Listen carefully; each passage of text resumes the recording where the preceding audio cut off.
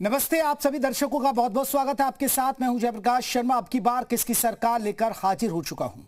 UP की चुनाव लड़ाई अब अंकल पर आ गई है। आकाश आनंद ने अखिलेश यादव की उम्र का हवाला देकर उनका अंकल कहा तो सियासत में संग्राम छिड़ गया। उधर मायावती भी मैदान में उतर आई। हालांकि उन्होंने अंकल वाले बयान पर तो कुछ नहीं कहा, लेकिन जैन जी के सहारे बीजेपी, सपा और कांग्रेस पर निशाना साधा। ऐसे में सवाल उठ रहा है कि पहले अखिलेश को अंकल कहना, फिर मायावती का जैन जी को समर्थन बीएसपी की किस रणनीति का हिस्सा है? देखिएगा रिपोर्ट।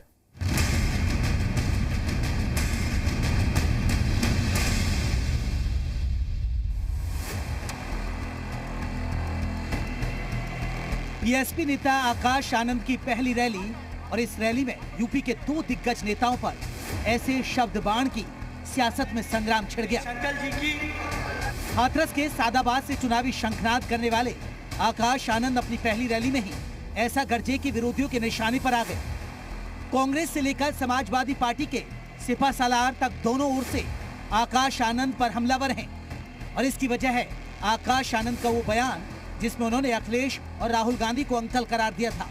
सपा के राष्ट्रीय अध्यक्ष आदरणीय अखिलेश अंकल जी की मैं पूरी इज्जत से, पूरे आदर सम्मान से उनका नाम ले रहा हूं। उनकी उम्र अब हो गई है। अगर मैं 30 साल का लड़का 50 साल के बाद आदमी को अगर अंकल नहीं कहूंगा तो फिर क्या कहूं, आप ही बताएं। अब आकाश आनंद ने चुनावी मंच से अखिलेश को खुलेआम अंकल कहा तो घमासान छिड़ना ही था। बीजेपी और कांग्रेस दोनों अपने अपने राजनीति के हिसाब से आकाश वाले बयान के मायने निकालने लगे हैं। जिस तरह की उम्र के को लेकर के दावा किया जाता है कि हम युवा नेता हैं, तो यौवन की परिभाषा तो कम से कम एक बार पलटकर देखनी चाहिए कि आखिरकार क्या आयु हो चुकी है राहुल गांधी की या अखिलेश यादव की। अभी भी उनको युवा नेता कहा जाना तो युवाओं के साथ एक धोखा है। वास्तविकता में ये परिवारवादी राजनीति के पोषक हैं और केवल एक परिवार में जन्म लेने के नाते ही राजनीति को अपना एकाधिकार मान बैठे हैं। आकाश आनंद जी, आप राहुल जी को कुछ भी कहिए, लेकिन उम्र कम होने से आप जैन जी के नेता नहीं बन सकते, क्योंकि उनके मुद्दे उठाने पड़ेंगे। राहुल गांधी जी ने लगातार जो छात्रों और युवाओं के मुद्दे हैं उनको उठाया और सरकार को झुकना पड़ा, इस्तीफा देना पड़ा। इसके पीछे जो पूरे देश में एक मुहिम चलाई और जागरूकता फैलाने का काम किया वो राहुल गांधी जी ने किया। अंकल वाली सियासत के बीच बीएसपी सुप्रीमो मायावती भी सामने आई। छात्रों के मुद्दे पर हुंकार भरते हुए मायावती ने बीजेपी और कांग्रेस को निशाने पर लिया। छात्रों की बदहाली के लिए दोनों दलों को जिम्मेदार ठहराते हुए मायावती ने छात्रों के साथ खड़ा होने का दावा किया। देश के छात्र व नौजवान यानी कि जैन जी आदि भी अपनी अनेकों समस्याओं को लेकर बहुत ज़्यादा दुखी व चिंतित भी है, जिनको दूर कराने के लिए बीएसपी भी अपनी कार्यशैली के तहत चलकर हमेशा इनके साथ खड़ी रही है। छात्रों के बहाने मायावती भले ही बीजेपी और कांग्रेस पर हमलावर थी, लेकिन उनकी नजरें कहीं ना कहीं 2027 के लिए जैन जी के समीकरण पर टिकी थी। एक दिन पहले आकाश आनंद से चुनावी शंखनाद करवाकर मायावती ने युवा चेहरे का संदेश दिया, तो अगले दिन खुद उनके समर्थन में उतर आई। ऐसे में पूरे देश के छात्रों व नौजवानों अर्थात जैन जी से यही अपील है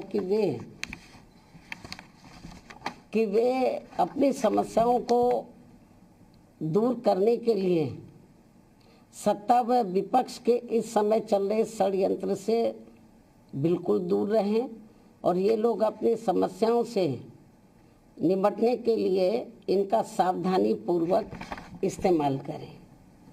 सत्ता व विपक्ष अपने स्वार्थ की संकीर्ण राजनीति करके इनका नाजायज फायदा उठा ले।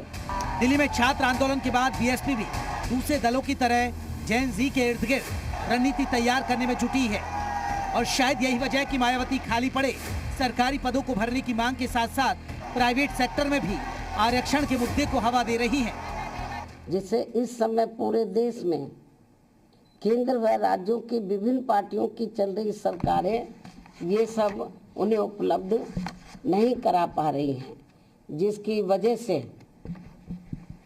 इनमें जबरदस्त रोष व्याप्त है।